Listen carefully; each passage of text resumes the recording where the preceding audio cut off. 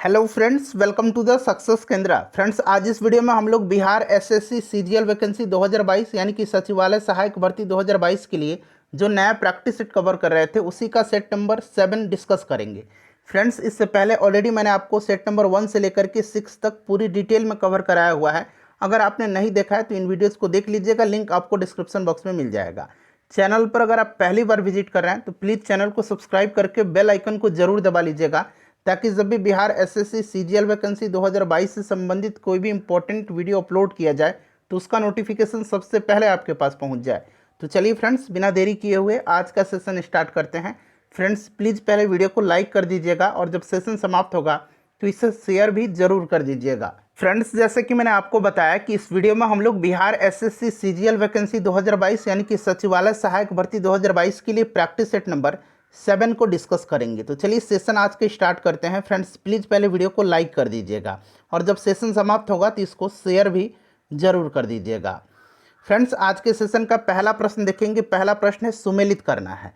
देखिए, एक तरफ संस्था दिया गया है और दूसरी तरफ उनके संस्थापक का नाम दिया गया है। तो चलिए हम लोग एक एक करके मिलान करते हैं। देखिए, प्रार्थना समाज की स्थापना जो है 1867 में, यहाँ मैं लिखता हूँ 1867 में प्रार्थना समाज की स्थापना केशव चंद्र सेन के सहयोग से एमजी रानाडे, आत्माराम पांडुकर, देवेंद्र नाथ ठाकुर इत्यादि लोगों ने किया था। तो यहाँ पर देखेंगे, यहाँ पर आत्माराम पांडुरंग दिया गया है। उसके बाद देखिए, रामकृष्ण मिशन की स्थापना जो है 1897 में स्वामी विवेकानंद ने किया था। तो यहाँ पर देखिए विवेकानंद दिया गया है। सत्यशोधक समाज की स्थापना 1873 में ज्योतिबा फुले ने किया था।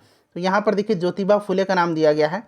और मोहम्मदन एंग्लो ओरिएंटल जो था इसकी स्थापना 1875 में सर सैयद अहमद खान ने किया था।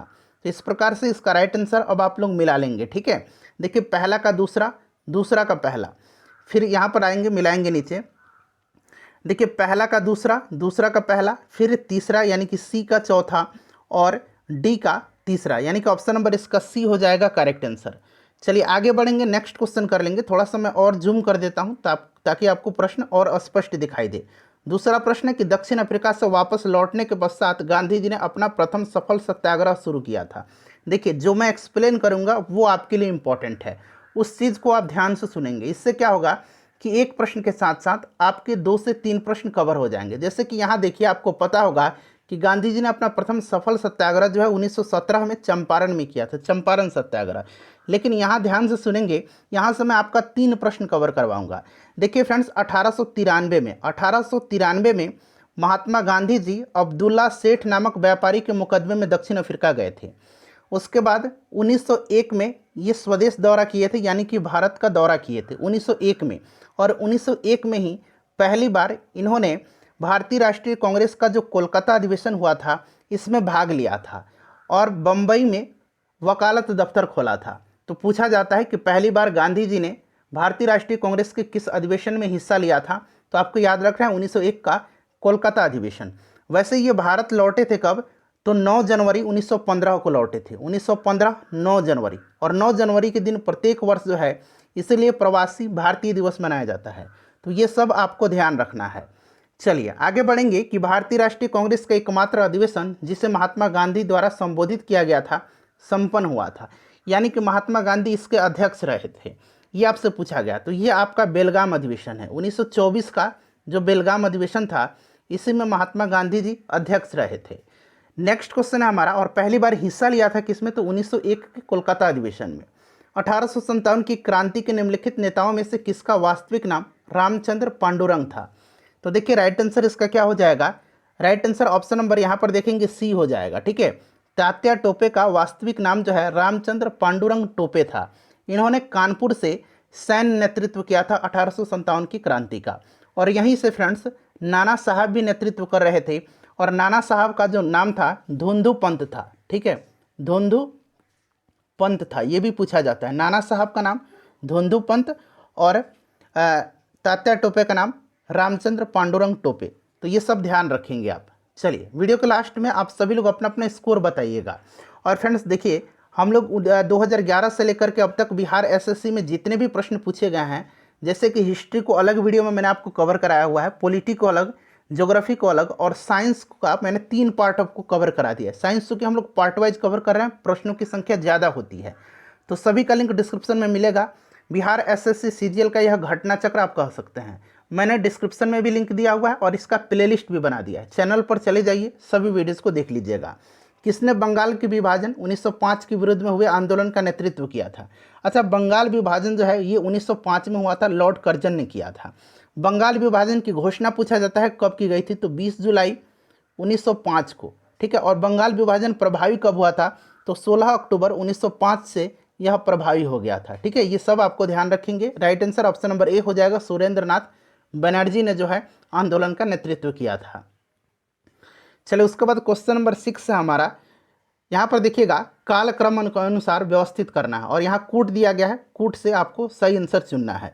तो देखिए अगस्त प्रस्ताव जो है ये कब हुआ था, तो 1940 में, ठीक है। उसके बाद देखिए मंत्रिमंडल मिशन योजना, कैबिनेट मिशन योजना 1946 में, क्रिप्स मिशन 1942 में, और बेबल योजना कब प्रस्तुत किया गया था, तो 1945 में बेबल योजना प्रस्तुत किया गया था।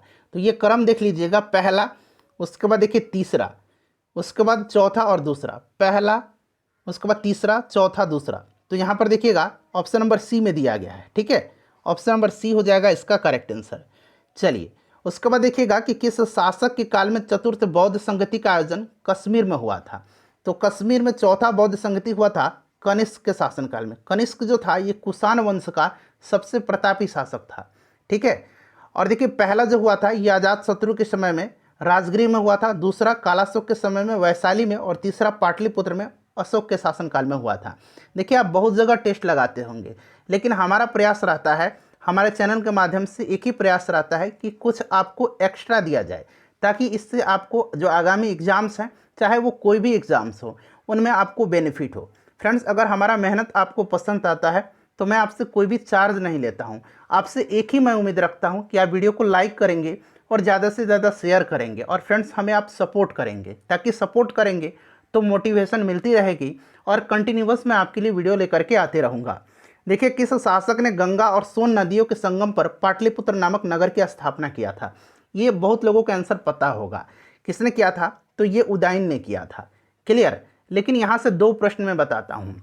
प्रारंभिक राजधानी राजगृह थी या गिरिब्रज कहिए, उसके बाद उदयन जो है पाटलिपुत्र को राजधानी बनाता है, और फिर जब फ्रेंड्स शिशुनाग आता है तो शिशुनाग राजधानी को पाटलिपुत्र से लेकर के वैशाली जाता है। कहाँ जाता है? पाटलिपुत्र से लेकर के वैशाली जाता है। शिशुनाग वंश का संस्थापक जो शिशुनाग था, और फिर उसका पुत्र कालाशोक जो था पुनः राजधानी को वैशाली से लेकर के पाटलिपुत्र आता है। तो इस प्रकार से आपको ध्यान रखना है। चलिए क्वेश्चन नंबर 9 करेंगे अब। देखिए यहाँ पर क्वेश्चन नंबर 9 दिया गया, देखिए बाकी ऑप्शन जो है फ्रेंड्स यहाँ पर ऊपर दिए गए हैं, ठीक है। देखिए क्वेश्चन नंबर 9 है कि निम्नलिखित में से किसे शेख उल हिंद की पदवी प्रदान की गई थी? तो शेख उल हिंद की पदवी जो है ये ख्वाजा मोइनुद्दीन चिश्ती को प्रदान की गई थी, ध्यान रखेंगे, ठीक है। उसके बाद देखिए निम्नलिखित में से किसने टंका नामक चांदी का सिक्का चलाया था? अच्छा, टंका जो था ये चांदी का सिक्का था, और जीतल जो था, यहाँ मैं लिखता हूँ, जीतल जो था ये तांबे का सिक्का था। तो पूछा जाए कि टंका नामक चांदी का सिक्का किसने चलाया था, तो इल्तुतमिश ने चलाया था, और जीतल नामक तांबा का सिक्का किसने चलाया था, तो ये भी इल्तुतमिश ने ही चलाया था। क्लियर, ये सब याद रखना है आपको। चलिए आगे बढ़ेंगे, नेक्स्ट क्वेश्चन कर लेंगे कि हुमायूं का भाई निम्नलिखित में से कौन नहीं था? तो देखिए हुमायूं का भाई कौन था? हुमायूं जो था ये बाबर का बेटा था, ठीक है। हुमायूं का भाई कामरान था, मिर्जा अस्करी था, मिर्जा हिंदाल था। तो यहाँ पर देखिए कामरान, अस्करी और मिर्जा हिंदाल दिया गया, उस्मान नहीं था, ठीक है। ऑप्शन नंबर इसका बी राइट आंसर हो जाएगा। उसके बाद देखिएगा कि निम्नलिखित में से कौन सा अनुच्छेद प्रेस की स्वतंत्रता से संबंधित है? तो प्रेस की स्वतंत्रता से संबंधित जो आर्टिकल है ये आपका 19 है। Option number A right answer हो जाएगा। 19A(1) में जो है इसका वर्णन किया गया है। और देखिए आर्टिकल 20 जो है इसमें क्या है, तो आर्टिकल 20 में अपराधों के लिए दोष सिद्धि के संबंध में संरक्षण है। आर्टिकल 21 जो है ये प्राण एवं दैहिक स्वतंत्रता के संरक्षण से है, और आर्टिकल 22 जो है कुछ दशाओं में गिरफ्तारी और निरोध के संरक्षण से संबंधित है। चलिए उसके बाद आगे बढ़ेंगे कि भारत का राष्ट्रपति किसके द्वारा हटाया जा सकता है? तो आपको पता है कि यह महाभियोग की प्रक्रिया आर्टिकल जो 61 में दी गई है इसी के द्वारा संसद के द्वारा हटाया जा सकता है। अच्छा, महाभियोग की प्रक्रिया जो है यह सदन की किसी भी संसद के किसी भी सदन में लाया जा सकता है, चाहे वह राज्यसभा हो या फिर वह लोकसभा। चलिए आगे बढ़ेंगे। नेक्स्ट क्वेश्चन है कि लोकसभा में राज्यवार सीटों का आवंटन 1971 की जनगणना पर आधारित है, यह निर्धारण किस वर्ष तक यथावत रहेगा? तो फ्रेंड्स यह रहेगा 2026 तक। चलिए उसके बाद देखिएगा कि निम्नलिखित में से कौन सा विषय समवर्ती सूची में है? समवर्ती सूची का जो विषय है वो शिक्षा है, श्रम कल्याण है, जनसंख्या नियंत्रण एवं परिवार नियोजन है, स्टाम्प शुल्क पूछा जाता है, समवर्ती सूची का विषय है, और मूल्य नियंत्रण जो है यह भी समवर्ती सूची का विषय है। तो यहाँ पर देखिएगा शिक्षा दिया गया है। चलिए उसके बाद नेक्स्ट क्वेश्चन करेंगे कि निम्नलिखित में से किसको संविधान द्वारा मौलिक अधिकारों को लागू करने की शक्ति दी गई है? तो यह शक्ति जो है फ्रेंड्स यह हाई कोर्ट को भी है और सुप्रीम कोर्ट को भी है, यानी कि सर्वोच्च न्यायालय को भी और उच्च न्यायालय को भी। ठीक है, ध्यान रखेंगे। देखिए जिस समिति की सिफारिश पर भारत में पंचायती राज की स्थापना की गई थी उसका अध्यक्ष कौन था? तो आपको याद होगा फ्रेंड्स कि भारत में पंचायती राज जो है यह सर्वप्रथम भारत के जो प्रथम प्रधानमंत्री थे पंडित जवाहरलाल नेहरू, इन्हीं के द्वारा 2 अक्टूबर 1959 को राजस्थान के नागौर से शुरू किया गया था। ठीक है फ्रेंड्स, और ये बलवंत राय मेहता समिति जो थी इन्हीं ने सबसे पहले जो है पंचायती राज की सिफारिश किया था। ठीक है, तो बलवंत राय मेहता हो जाएगा ऑप्शन नंबर सी।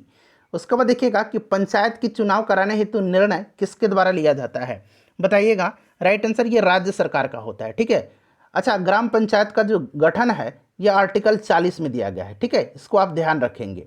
निम्नलिखित में से कौन सा एक राष्ट्रीय खाद्य सुरक्षा मिशन में शामिल नहीं है? अब यहाँ पर देखिएगा राष्ट्रीय खाद्य सुरक्षा मिशन जो है फ्रेंड्स यह शुरू कब किया गया था? तो फ्रेंड्स इसको शुरू किया गया था, याद रखना है, 2007 में। ठीक है, 2007 में इसको शुरू किया गया था। चलिए इसमें दलहन, गेहूं और चावल यानी कि धान थे, इसमें तिलहन शामिल उस समय नहीं था। यहाँ पर देखिएगा राइट आंसर यहाँ पर गेहूं, चावल और दाल था, तिलहन नहीं था। ऑप्शन नंबर सी हो जाएगा। भारत में सेवा कर किस वर्ष प्रारंभ किया गया था? भारत में सेवा कर जो है फ्रेंड्स ये राजा जे चलैया समिति की सिफारिश पर 1994-95 में शुरू किया गया था। Option number A right answer हो जाएगा। व्यापार का संतुलन पद का संदर्भ है, तो फ्रेंड्स यह है आयातों और निर्यातों में अंतर। Option number A right answer हो जाएगा। उसके बाद नेक्स्ट क्वेश्चन कर लेंगे कि भारतीय अर्थव्यवस्था में वैश्वीकरण निजीकरण की शुरुआत कब हुई थी? तो 1991 में हुई थी। यहाँ पर देखिए 1992 दिया गया है। ठीक है, उदारीकरण, वैश्वीकरण, निजीकरण 1991 में। पीवी नरसिम्हा राव उस समय प्रधानमंत्री थे। भारत की राष्ट्रीय आय में अधिकतम योगदान जो होता है यह तृतीयक क्षेत्र का होता है, और तृतीयक क्षेत्र को सेवा क्षेत्र कहा जाता है। Option number C right answer हो जाएगा। उसके बाद देखिए बिहार के किस जिले में सौराठ मेला आयोजित होता है? देखिए फ्रेंड्स बीपीएससी के लिए भी सेट चलाया जा रहा है। ठीक है, बिहार स्पेशल कंटिन्यू दिया जा रहा है। उसके बाद कल मैंने दृष्टि का सेट कवर कराया हुआ था, अगर आपने नहीं देखा है तो देख लीजिएगा।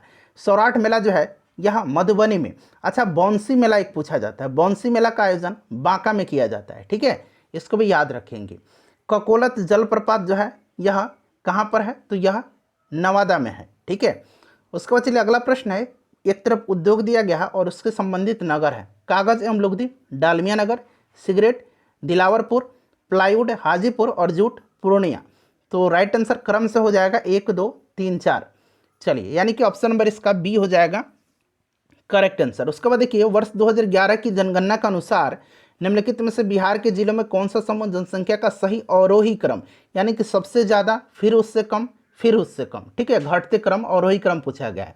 तो देखिए टॉप 5 जिला मैं बता रहा हूँ जहाँ पर जनसंख्या सबसे ज़्यादा है। सबसे ज़्यादा पटना में है, उसके बाद पटना के बाद जो है पूर्वी चंपारण में है, फिर मुजफ्फरपुर में है, मधुबनी में है और गया में है। ये टॉप 5 जिले हैं। तो देखिए यहाँ पर दिया गया पटना, पूर्वी चंपारण, मुजफ्फरपुर, उसके बाद मधुबनी और गया। ये 5 नाम आप याद रखेंगे। ठीक है, right answer option number A हो जाएगा। सबसे कम जनसंख्या जो है ये मैं 2011 की जनगणना के अनुसार बता रहा हूँ, ये शेखपुरा का सबसे कम है। चलो उसके बाद देखिएगा कि गया में विष्णुपद मंदिर का निर्माण 1787 ईस्वी में किसने करवाया था। सबसे पहले तो आपको ध्यान रखना है कि विष्णुपद मंदिर कहाँ पर है, तो गया में है। ये पूछा गया प्रश्न है कि विष्णुपद मंदिर कहाँ पर है, तो गया में है। इसका निर्माण जो है रानी अहिल्याबाई होलकर ने करवाया था। Option number C right answer हो जाएगा। उसके बाद देखिए वर्तमान मुख्यमंत्री नीतीश कुमार बिहार के मुख्यमंत्री रहे हैं, तो अभी फिलहाल ये 7वीं बार बने हैं बिहार के मुख्यमंत्री। उसके बाद देखिए अरावली और विंध्याचल क्षेत्र के बीच कौन सा पठार स्थित है, तो ये आपको पता होगा कि ये पठार जो है ये मालवा का पठार है। ठीक है, यहाँ ऑप्शन में देखिएगा दिया गया है, यहाँ पर देखिए मालवा का पठार। ठीक है, ऑप्शन नंबर इसका बी हो जाएगा करेक्ट आंसर। उसके बाद चलिए अगला प्रश्न है कि कर्क रेखा जो है निम्नलिखित में से किसके सिवाय सभी राज्यों से होकर के गुजरती है, यानी कि किससे नहीं गुजरती है ये पूछा गया है। तो 8 राज्यों से गुजरती है।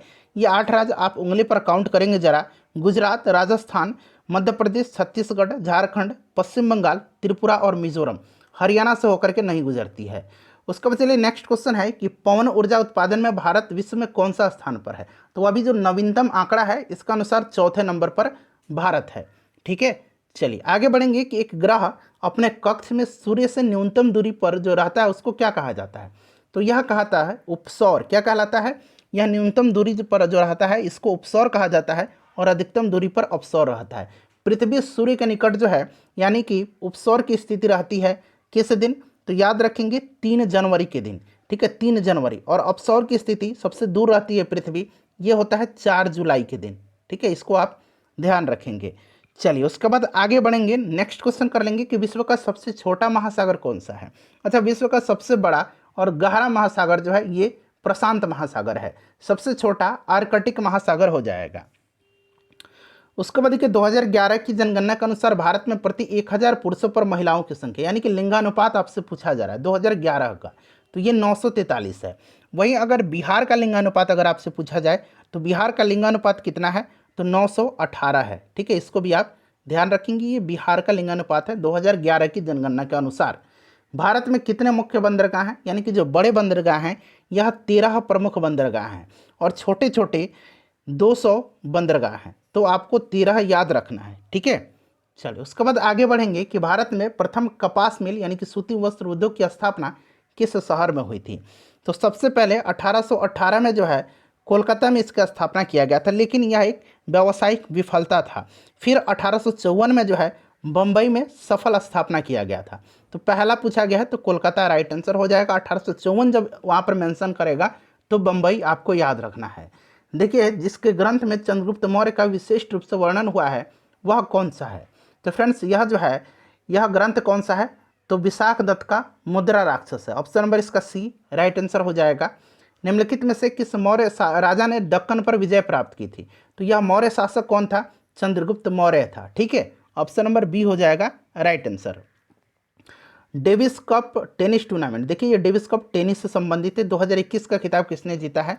तो फ्रेंड्स ये रसिया ने जीता है क्रोएशिया को हरा करके। रसिया जीता है क्रोएशिया को हरा करके, रसिया राइट आंसर हो जाएगा। अच्छा फ्रेंड्स यहाँ पर ध्यान देंगे, अभी थॉमस कप 2022 रिसेंटली भारत ने जीता है और पहली बार भारत ने थॉमस कप जीता है। थॉमस कप बैडमिंटन से संबंधित है, भारत ने इंडोनेशिया को हराया। अच्छा उबर कप जो है, उबर कप यह भी बैडमिंटन से संबंधित है और उबर कप 2022 का खिताब जो है ये जीता है दक्षिण कोरिया ने चीन को हरा करके। यह भी बैडमिंटन से संबंधित है उबर कप। ठीक है, डेविस कप यह टेनिस से संबंधित है, रसिया ने जीता है। चलो उसके बाद देखिएगा कि सैयद मुश्ताक अली ट्रॉफी 2021-22 का खिताब किस टीम ने तीसरी बार जीता है। तो यह जो सैयद मुश्ताक अली ट्रॉफी है ये क्रिकेट का है और 2021-22 का खिताब तमिलनाडु ने जीता है। उसके बाद देखिए हरियाणा के बाद किस राज्य सरकार ने निजी क्षेत्र के नौकरियों में 75% आरक्षण को लागू किया है। पहला हरियाणा था और अब झारखंड हो गया है। नेक्स्ट क्वेश्चन है कि कौन सा राज्य पेपरलेस बजट पेश करने वाला भारत का पहला राज्य है। तो फ्रेंड्स ये उत्तर प्रदेश है। चलिए अगला प्रश्न है कि टाइम्स पत्रिका द्वारा 2021 के 100 प्रभावशाली लोगों की सूची में निम्नलिखित में से कौन शामिल नहीं है।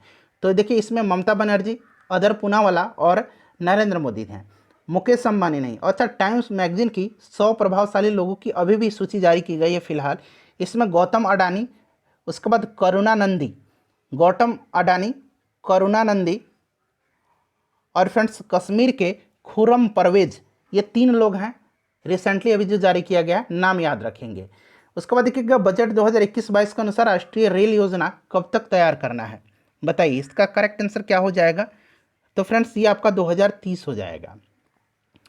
हाल ही में 10 जुलाई को जनसंख्या दिवस के अवसर पर आधार स्टैटिक्स की रिपोर्ट के मुताबिक जो है 2020-21 में बिहार की जनसंख्या कितनी हो गई है। अच्छा 2011 की जनगणना के अनुसार पूछा जाएगा तो याद रखना है कितनी है, 10,40,99,452 है बिहार की जनसंख्या।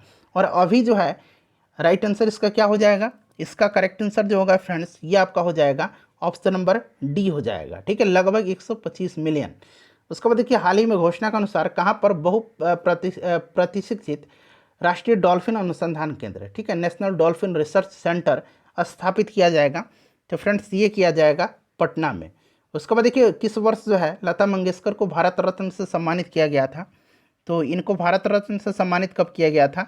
इनको किया गया था 2001 में। ये इंपॉर्टेंट है, ध्यान रखेंगे। निम्नलिखित में से किस राज्य का लोक नृत्य झिझिया है? तो झिझिया जो है ये बिहार का लोक नृत्य है। उसके बाद देखिए निम्नलिखित में से किस दिन जो है राष्ट्रीय गणित दिवस, ठीक है, मनाया जाता है? तो गणित दिवस जो है यह प्रत्येक वर्ष कब मनाया जाता है? बताइए राइट आंसर। तो फ्रेंड्स यह 22 दिसंबर को मनाया जाता है राष्ट्रीय गणित दिवस। किसके जन्म दिवस के अवसर पर?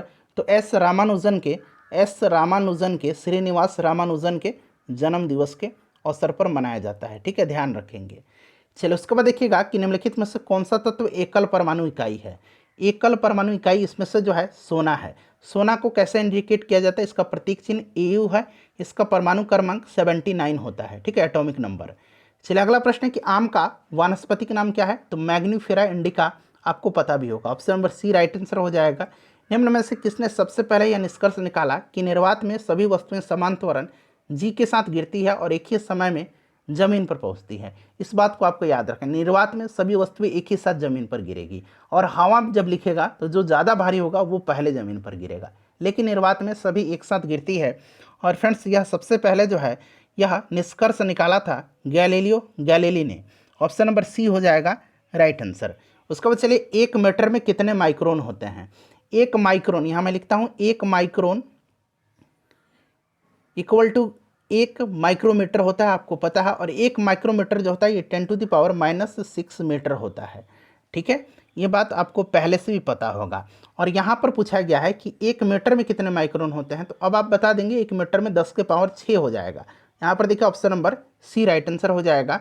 कूलम प्रति सेकंड किसके बराबर होता है? कूलम प्रति सेकंड, तो फ्रेंड्स ये एम्पियर के बराबर होता है। एम्पियर जो है ये विद्युत धारा का मात्रक है। ओम जो है प्रतिरोध का है। वोल्ट जो है ये विभवांतर का है, ठीक है। उसके बाद यहाँ पर आएंगे, यहाँ पर बाकी दिया गया है, और जूल जो है ये ऊर्जा का है, यहाँ एम्पियर दिया गया है, ठीक है। कूलम्ब प्रति सेकंड एम्पियर हो जाएगा। समान पदार्थ के अणुओं के बीच आकर्षण बल को क्या कहा जाता है? समान पदार्थ लिखा गया है। तो समान पदार्थ के बीच ससंजक बल होता है, और जब अलग अलग पदार्थ यानी कि असमान अगर लिख देगा तो ये आपका आसंजक बल हो जाएगा। चलिए उसके बाद देखिएगा कि वनस्पति घी के दौरान उत्पादन की प्रक्रिया में शामिल है। तो राइट आंसर इसका क्या हो जाएगा फ्रेंड्स? बताइए। इसका करेक्ट आंसर जो है ये आपका हो जाएगा अपचयन, ठीक है, अपचयन हो जाएगा। अच्छा, वनस्पति घी आपको पता है कि निकेल उत्प्रेरक की उपस्थिति में हाइड्रोजन इसमें मिलाया जाता है, इसको हाइड्रोजनीकरण कहा जाता है, ठीक है। चलिए आगे बढ़ेंगे, नेक्स्ट क्वेश्चन कर लेंगे कि रासायनिक रूप से गन्ने का शर्करा क्या है?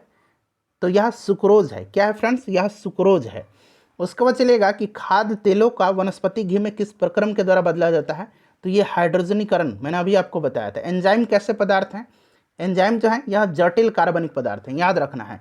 एंजाइम जटिल कार्बनिक पदार्थों को रासायनिक पदार्थों में बदलते हैं, ठीक है। एंजाइम जटिल कार्बनिक पदार्थों को साधारण यानी कि सरल पदार्थों में बदलते हैं। उसके बाद देखिएगा शर्करा के किण्वन के दौरान बनने वाला मुख्य यौगिक कौन सा है? तो यह यौगिक एथिल अल्कोहल है। एथिल अल्कोहल है, C2H5OH इसका फॉर्मूला होता है, और इसी का इस्तेमाल शराब के रूप में किया जाता है। मेथिल अल्कोहल जो होता है, मेथिल अल्कोहल या मिथाइल अल्कोहल, यह जहरीला होता है। उसके बाद देखिए लार मंड यानी कि स्टार्च को जल अपघटित कर निम्नलिखित बनाता है। बताइए राइट आंसर इसका क्या होगा? तो फ्रेंड्स ये आपका ग्लूकोज हो जाएगा। मानव शरीर की सबसे छोटी हड्डी यह स्टेपीज है, यह कान की हड्डी है, ठीक है। सबसे लंबी फीमर है, जांग की हड्डी है, फीमर, ठीक है, फीमर। चलिए आगे बढ़ेंगे कि पीछे की ओर उड़ने वाला एकमात्र पक्षी, तो यह हमिंग बर्ड है, ठीक है। हमिंग बर्ड पीछे की ओर उड़ने वाला एकमात्र पक्षी है। ऑक्टोपस के खून का रंग कैसा होता है? ऑक्टोपस के खून का रंग जो होता है ये नीला होता है, ठीक है, नीला होता है।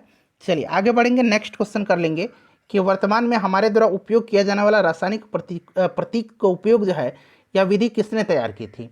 तो यह विधि जो है यह तैयार किया था बर्जीलियस ने। सबसे बड़ा स्तनपायी कौन सा है? तो फ्रेंड्स यह सबसे बड़ा स्तनपायी ब्लू व्हेल है, ठीक है। ऑप्शन नंबर इसका सी हो जाएगा राइट आंसर। और वही जमीन पर पूछता तो यह आपका अफ्रीकी हाथी हो जाता। उसके बाद देखिए पारिस्थितिकी तंत्र की संकल्पना को किसने परिभाषित किया था? तो टांसले ने किया था। यहाँ पर देखिए ऑप्शन नंबर ए हो जाएगा राइट आंसर। उसके बाद देखिए विकास का सिद्धांत जो है किसके द्वारा प्रस्तावित किया गया था? तो ये चार्ल्स डार्विन के द्वारा। उसके बाद चलिएगा कि पौधे का कौन सा हिस्सा पानी और खनिज के परिवहन को सक्षम करता है। तो ये जाइलम होगा। फ्लोएम जो है ये खाना को, भोज्य पदार्थ को। उसके बाद देखिएगा निम्नलिखित में से अन्य से एकदम भिन्न कौन। तो यहाँ पर देखेंगे चेचक, खसरा और बुखार। ठीक है फ्रेंड्स, ये वायरस से होते हैं और मस्तिष्क ज्वर जिसको कि मेनिंजाइटिस कहा जाता है ये जीवाणु से होता है। तो ये डिफरेंट है तीनों से। उसके बाद देखिए हवा के परागकण को क्या कहा जाता है। तो हवा का जो परागकण होता है इसको एनीमोफिली कहा जाता है। क्या कहा जाता है? एनीमोफिली। एनीमोफिली यहाँ मैं लिखता हूँ और यहाँ से 3 प्रश्न मैं बताऊँगा आपको। यहाँ पर देखिए एनीमो बना लीजिएगा, एजीमो हो गया, एनीमोफिली।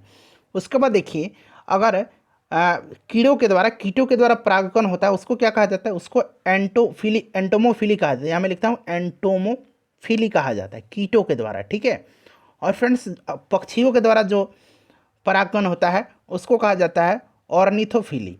क्या कहा जाता है? उसको ऑर्निथोफिली कहा जाता है। ठीक है, ऑर्निथोफिली कहा जाता है उसको। और पानी के द्वारा जो परागण होता है उसको हाइड्रोफिली कहा जाता है। तो ये सब ध्यान रखेंगे।